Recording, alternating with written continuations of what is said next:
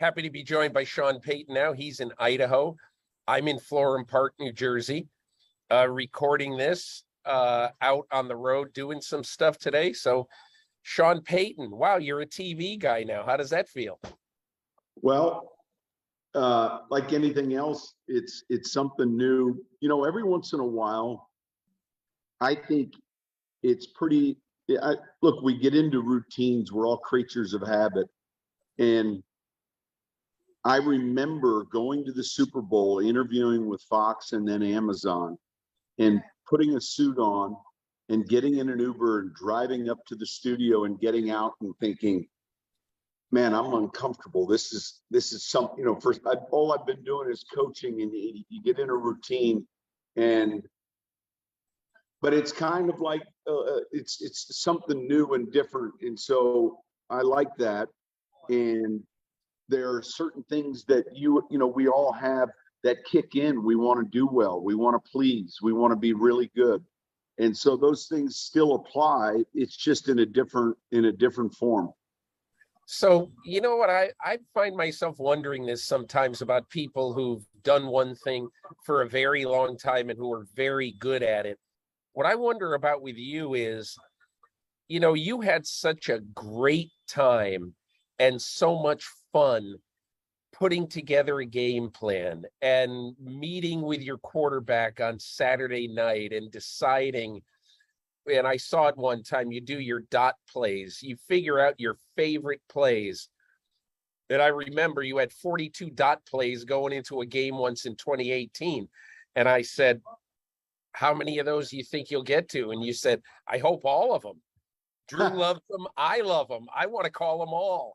So there can't be a similar exact thing now in television, I wouldn't think. So when you watch football now on Sunday instead of coaching it, what is it that you really miss? Well, you just hit on something that certainly you really miss.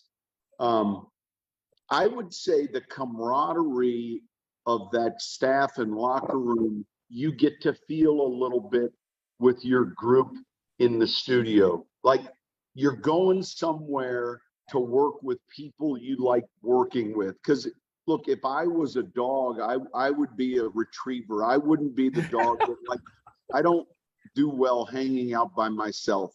You with me? I need company. I mean, I'm fine by myself for a period of time. But don't all dogs like company? I mean, why a retriever? Do you like fetching the ball? No, but yeah, but when you go online and you're going to buy a dog, and if you're, let's say, single, live in an apartment, it'll give you 4 or 5 breeds that are very comfortable if they don't ever see a human being. All right. Then if you're in a family of 5 and you're going to buy a dog, but I would definitely be, you know, someone that wants to be around and interact with people. And I think you get that. But yesterday, 2 days ago, Sunday, New Orleans hosts Tampa Bay in a good, hard-fought game. And it's been kind of, you know, I don't know if it's a rivalry game, but, you know, I said this on air, in 14 divisions where there's only 4 teams and you get hired as a new coach, and that happened to me in 2006, you have about 3 to 4 years to knock off the division leader. You got 3, and the race begins immediately. And when we got there in 2006, Tampa was that team. It was Gruden. It was, you know, that it was really the makeup of that Super Bowl Buccaneer team back in the early 2000s. And so then eventually we became that team in 17 and 18, 19, 20, you know, all those divisions, titles in a row. And Tampa, the other way around, was that team, and Brady came in. And so the other day when that game was being played was one of the first times that I've missed, you know, I missed being a part of the draft. That, you know, I always enjoyed that process. But the other afternoon, watching and just seeing the type of game that was unfolding, you know, that's one of those moments. And so Yeah, I think your point about watching film late, there's nothing better than being a part of the success with your players and fellow coaches. It's hard to replace that, and people try all sorts of ways to do it.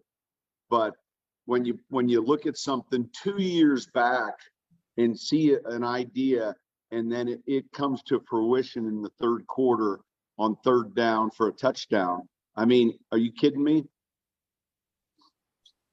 You also said something that was really interesting about your life when you took this job, that you were tired, at least now, of drinking Coke at 2 o'clock in the morning and forcing yourself to stay awake. And I think it's for head coaches in the NFL, you're almost chasing your tail to some degree, speaking of being a dog, but you're almost chasing your tail because you are always concerned if you're not there, if you're not working, you would be wondering, hey, what's Todd Bowles doing right now? What's Matt Rule doing right now? What's Arthur Smith doing right now? Are they getting ahead of me? And it does seem kind of nuts, but that does become part of your ethos, doesn't it? Yeah, I think it's part of what the competition is doing. That takes place a lot in the off season. When all the teams are improving and drafting and free agency and putting their 90-man rosters together, and then you begin to practice at training camp, there's this race going on, but you have blinders on and you have no idea about the other 31 participants in this race. And your first glimpse of it is the preseason. But, 2 weeks ago when the regular season started, blinders came off. Yeah. And we can look across the board. But I would say this, Peter, I think in season, when you're preparing each week, and I know I hear people say there's more efficient ways to do this and that. I get it. There probably are. But for me, this is what works. It's when late in the week you make an adjustment because you see something on film. And this came up. We were playing the Colts 7 years ago, and we had a fake field goal in. And I didn't really like how it looked in practice, and I didn't like how we were blocking it particularly. And I remember seeing something on film Friday night before I went home that I followed up on Saturday morning, and then we changed how we were going to execute that play the day we were flying to Indianapolis. It was in Indy, but it had to be on the right hash mark because we wanted, they were a field goal block team. So, they would overload wherever the field was and then come after the kicker. So it had to be on the right hash. That could be a PAT if we needed it to be, right? But yeah, probably going to be a fake field goal. And then I remember getting in that game, and it was third down, and I told Breeze, hey, just trust me with this call, because I knew he would hate it. But we ran a play to get the ball on the right hash more than we did the first down, because I felt like we had a really good opportunity with the fake field goal. And sure enough, we score with the fake field goal. It's that type of thing that takes place that is probably no different than an attorney who's getting ready to go to trial, and he's just wanting to make sure he's crossed all the T's and dotted the I's. And I'm sure at some point, maybe he's uncovered something, a day before that made the difference. That's the thing that drives you. Yeah. Have you found anything about TV that's fun enough to drive you to this point? You're very early on in your TV career. Yeah. Honestly, you want to be great at it.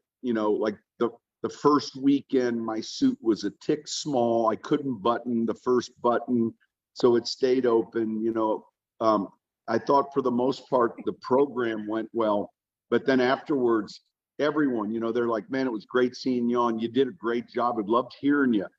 Hey, by the way, button your suit when you're standing. That I heard that 45 times. It drove me nuts. It would be like saying, hey, we watched your game the other day. Think about a little bit more play action on first down. Like it was. So anyway, the suit got squared away for week 2. And you really want to come away flawless. Like you want to come away with no issues. Hey, I think everybody out here in the world just thinks that you're going to be coaching somewhere next year. The somewhere might begin with a D, but I think everybody thinks that. But I remember you said this to me twice in the off season. You said, hey, you never know. And I really might like television. And it could be that I'll get used to it and like it and find a real drive to want to be great at that. So how do you feel now? Do you think it's highly likely you coach in a year, or are you basically still unsure about it? Yeah, fair question. I think I'll coach again this upcoming season, or a better way maybe would be, do I think I coach again? I do think at some point I'll coach again. That being said, as you chase perfection in this other career, it's one of those things where if you feel like you continue to get better, and those people that are experts at it, our bosses at Fox and around the industry feel like, man, this guy, then it's kind of like, if others feel like, hey, he can be really, really good, that's the type thing then that pulls at you. Now, if they're like, well, don't quit your day job, then it's an easy decision. So I'm 2 weeks in. I'm excited about it. Yeah, I think there's a chance I coach again, and I've said that. But it's hard to pin it on one season or maybe 2 years from now. But I'm enjoying what I'm doing a lot. I would say that I'm watching Tampa and New Orleans, but I'm watching these other teams. Buffalo, I mean, how good do they look right now? Yeah. Here's the thought I had this morning coming in. This is early. It's 2 weeks in. But every once in a while, there's a team that can win 13, 14 games in a row. We did in 2009. And generally speaking, early in the season, about the third win of the season, you realize it, man, and it just goes fast. But you get challenged in maybe a couple of those games. One of them, you need a break or two. We saw it with New England when they won 16 in a row or however many. Buffalo's one of those teams that can do that. Yeah, and they play Miami this year, and so someday someone is going to have a better team than the Dolphins and coached by Don Shula. Someone's going to win more games in a row, go unbeaten, and win a Super Bowl. And 2 weeks into the NFL season, that team looks pretty strong to me. I agree totally. I wanted to ask you one other thing about this new life. I always wonder, when a football coach who's coached football forever goes and does something else, what happens to your sleep? Like, do you become a lot better sleeper? And do you say sometimes at 9:15 in the evening, where normally you would push yourself to work if you're a coach, do you sometimes say at 9:15, man, I'm tired, I'm going to bed? And I wonder, how is your sleep now versus the last 16 years? It's completely different. Yeah, you go to bed when it's time and you feel tired, and then you get up. The neat thing about being up here in the Pacific Northwest in the summers is morning comes at 5, sunrise comes at 5:20 or 5:30, and it sets at 9:30 of long days. But I would say I'm typically asleep by 11 and then awake by 7, or I'm getting 8 hours, 8 good hours. and and and so you are getting refreshed. And you know how close I am to Parcells, right? You know, we never looked back at it at the time, but he found a way to have a couple of these breaks periodically throughout his career, more than once. Like, you know, in other words, I just went 16 years, and to each his own, right? I got a voicemail yesterday. Sean, I just saw you on the broadcast this past week. You must be working out. You look well rested. You don't have three chins. You look fantastic, he said. And I thought to myself, well, that's a good thing, you know, because who was the voicemailer? Parcells? Bill's saying this to me. He said, you look good. Okay. Yeah. You look rested. You look thin. You must be working out. And you're getting a chance to do more of that. But I think there's nothing wrong with that idea of regroup and then get, you know, and go back in. And look, it happened to me in 12. Now, be it wasn't a decision I made, but it happened in 12.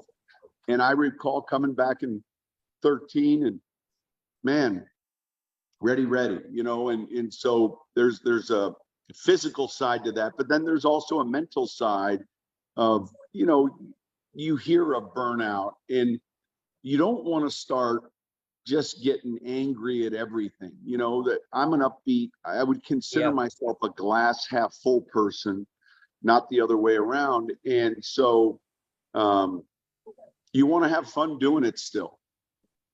How did you overcome the bitterness, by the way, that you felt when Goodell suspended you 9 years ago? I mean, because at the time, obviously, you, Mickey Loomis, everybody with the Saints thought it was a major overreach. So how did you not let that become such an overriding, divisive piece in your life? Well, that's a great question. Early, for the first couple, 2 or 3 months, it was that. And then it's like, well, this is ridiculous because now they're going to win twice. You know, in other words. Yeah. And so I remember diving into CrossFit and fitness and working out, training. And then, but in a longer term, over the years, time has done that. And, you know, I just choose to be happy and choose to be positive. And that was creating a side of me that certainly wasn't going to contribute to anything positive going forward. And so, yeah, I think time and a little bit of wisdom too. I think the great thing about what you did is that you worried about what you could control. You know, coaches always say that to players.